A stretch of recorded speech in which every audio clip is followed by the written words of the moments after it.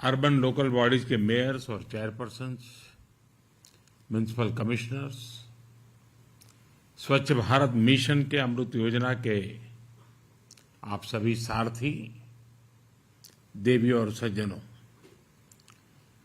मैं देश को स्वच्छ भारत अभियान और अमृत मिशन के अगले चरण में प्रवेश की बहुत बहुत बधाई देता हूं।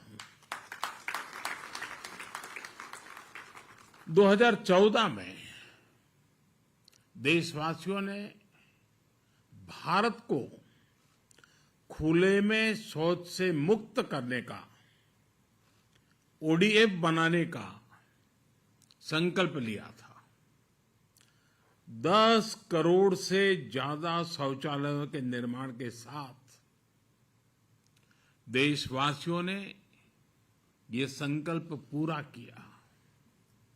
अब स्वच्छ भारत मिशन अर्बन 2.0 का लक्ष्य है गार्बेज फ्री शहर, कचरे के ढेर से पूरी तरह मुक्त ऐसा शहर बनाना।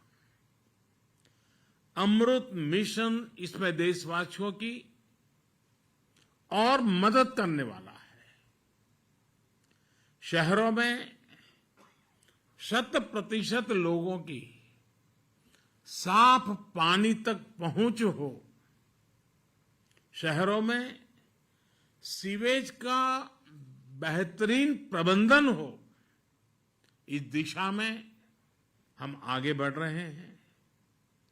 मिशन अमृत के अगले चरण में देश का लक्ष्य है सीवेज और सेप्टिक मैनेजमेंट बढ़ाना, अपने शहरों को वाटर सिक्योर सिटीज बनाना और ये सुनिश्चित करना कि हमारी नदियों में कहीं पर भी कोई गंदा नाला न गिरे। साथियों, स्वच्छ भारत अभियान और अमृत मिशन की अब तक की यात्रा वाकई हर देशवासी को गर्व से भर देने वाली है। इसमें मिशन भी है, मान भी है, मर्यादा भी है, एक देश की महत्वाकांक्षा भी है और मातृभूमि के लिए अप्रतिम प्रेम भी है। देश ने स्वच्छ भारत मिशन के माध्यम से जो हासिल किया है वो हमें आश्वस्त करता है कि हर भारतवासी अपने कर्तव्यों के लिए कितना संवेदनशील है, कितना सतर्क है। हम सफलता में और इस सफलता में भारत के हर नागरिक का योगदान है, सबका परिश्रम, सबका पसीना है। और हमारे स्वच्छता कर्मी, हमारे सफाई मित्र हर रोज झाड़ू उठाकर सड़कों को साफ करने वाले हमारे भाई बहन, कूड़े की बदबू को बर्दाश्त करते हुए कचरा साफ करने वाले हमारे साथी सच्चे अर्थ में इस अभियान के महानायक है। कोरोना के कठिन समय में उनके योगदान को देश ने करीब से देखा है, अनुभव किया है।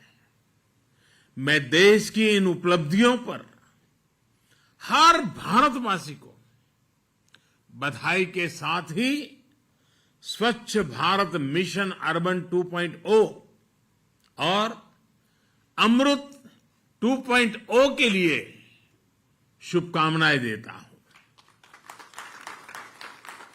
और इससे सुखद ये क्या होगा कि ये नई शुरुआत आज गांधी जयंती के एक दिन पहले ही हो रही है। ये अभियान पूज्य बापू की प्रेरणा का ही परिणाम है और बापू के आदर्शों से ही सिद्धि की ओर बढ़ रहा है। आप कल्पना करिए, स्वच्छता के साथ साथ इससे हमारी माताओं बहनों के लिए कितनी सुविधा बढ़ी है। पहले ही कितनी ही महिलाएं घर से निकल नहीं पाती थी, काम पर नहीं जा पाती थी, क्योंकि बाहर टॉयलेट की सुविधा ही नहीं होती थी। कितनी ही बेटियों को स्कूल में शौचालय न होने की वजह से पढ़ाई छोड़नी पड़ती थी। अब इन सब में बदलाव आ रहा है। आजादी के 75वें वर्ष में देश की इन सफलताओं